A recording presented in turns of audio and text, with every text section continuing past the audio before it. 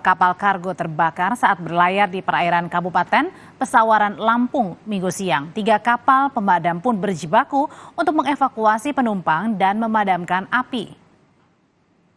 Siang kemudian mohon izin dilaporkan dari lokasi terbakarnya kapal kargo.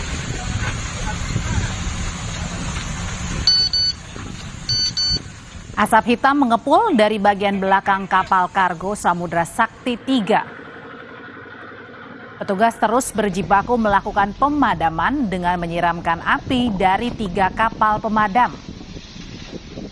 Jenis muatan serta penyebab kebakaran kapal ini pun masih diselidiki.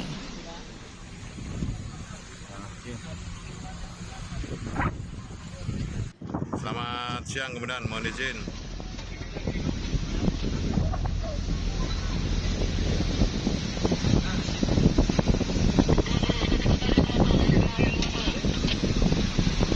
Proses pemadaman dan evakuasi pun berlangsung sekitar 1,5 jam dengan melibatkan 3 kapal pemadam.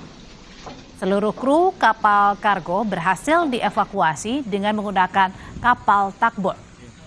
Basarnas Lampung, saudara, memastikan tidak ada korban jiwa dalam kebakaran. Kapal naas ini sebelumnya berlayar dari Jayapura, Papua sejak 31 Mei lalu menuju ke Pelabuhan Dumai, Riau.